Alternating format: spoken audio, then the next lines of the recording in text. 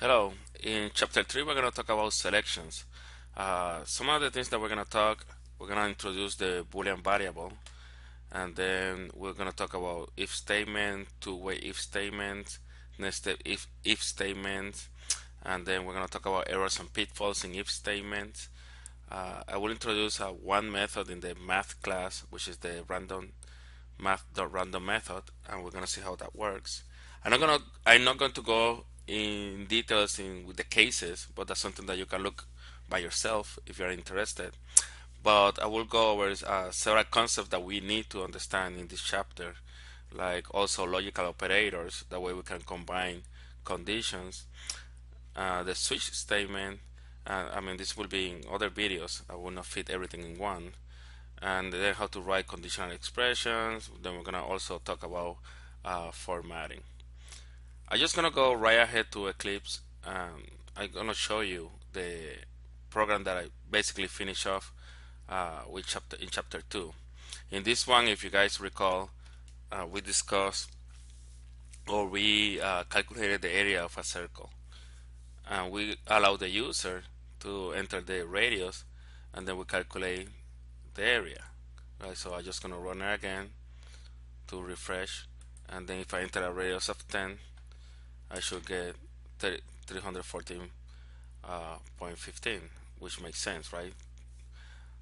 Which is 100 times 3.14. Now, what happens if I run this again and I enter a value of minus 10? Okay.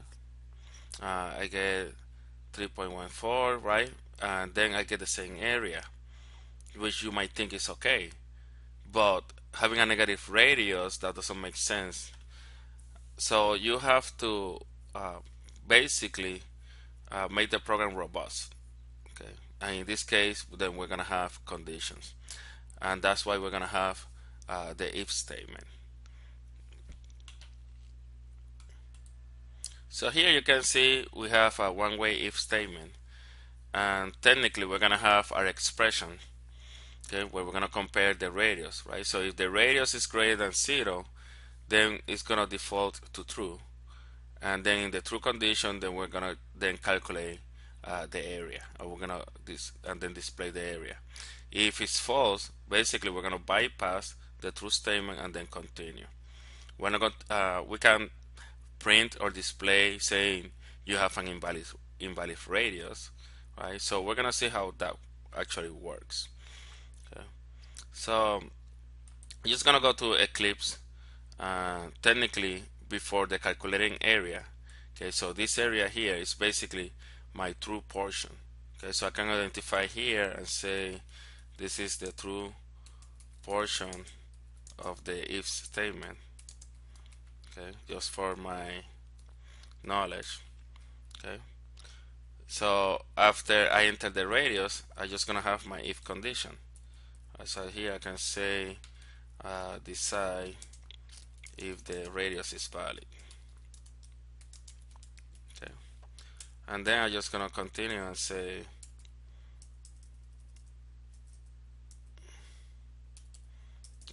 if, and then I will have radius is greater than 0. I'm just gonna say greater than 0. Oh well, let's just say equal, greater or equal than 0. Then in down below I will have my true statement. Okay, so I just gonna put here as a comment true statement. Okay, and then here I will have else, and then here I will have false statement.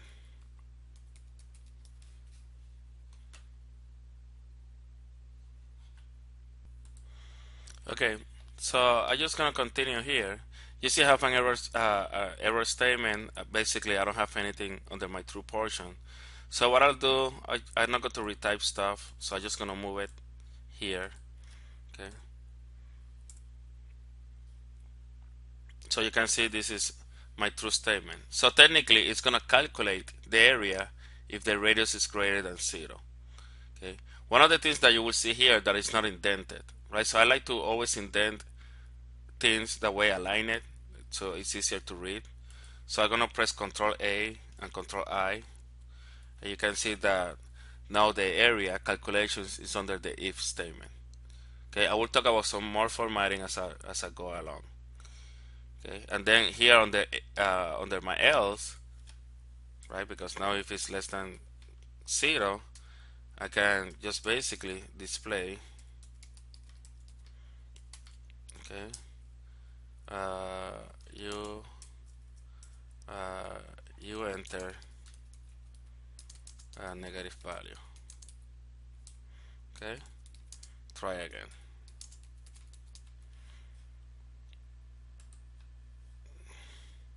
And then I'm just gonna press here near my semicolon.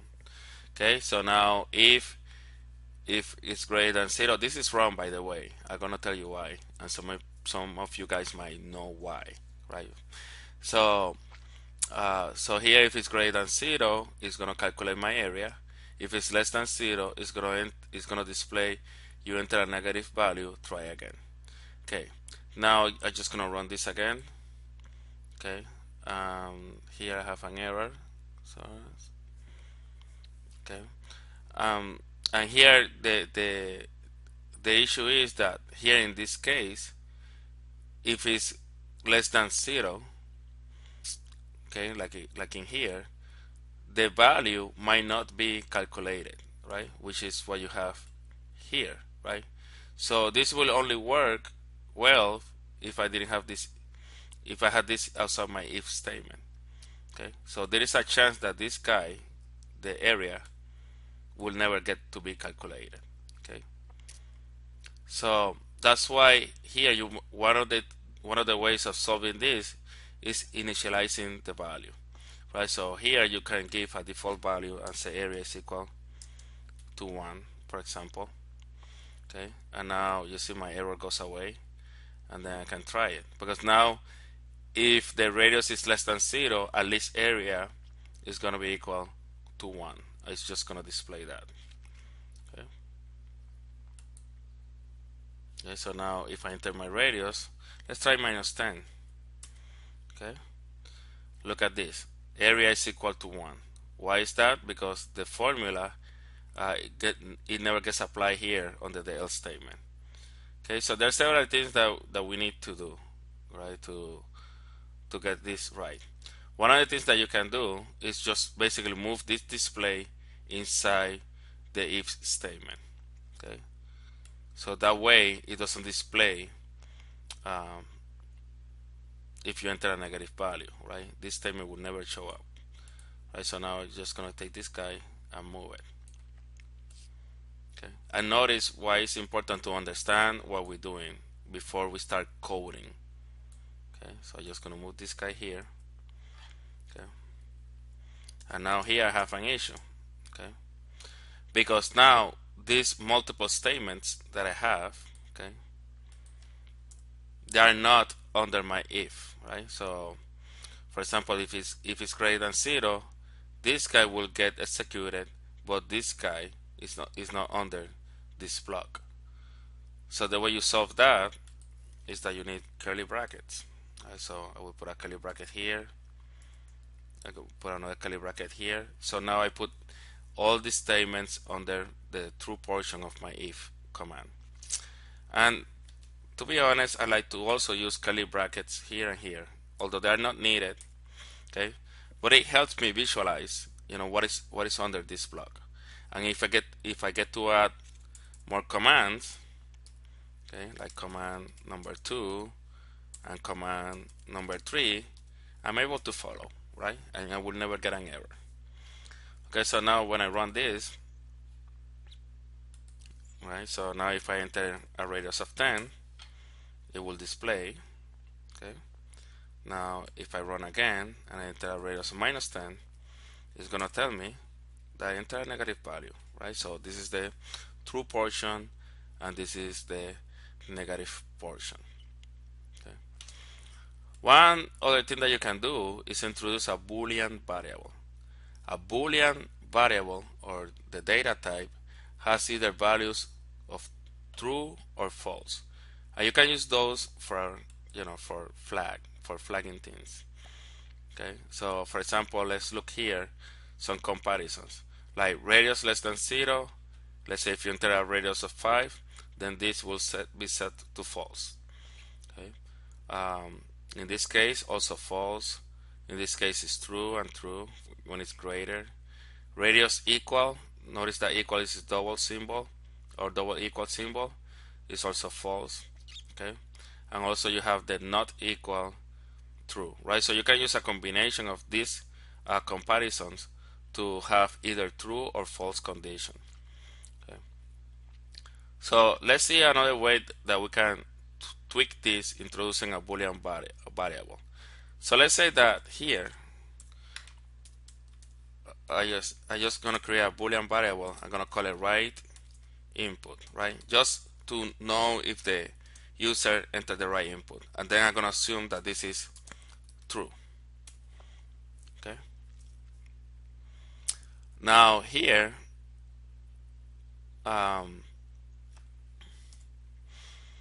let's just add another if statement. Okay. So we can say if radius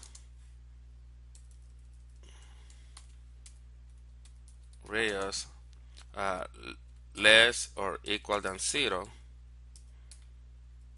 Okay, right, so now we have a negative radius. You can take right input, the Boolean variable, and set that to false.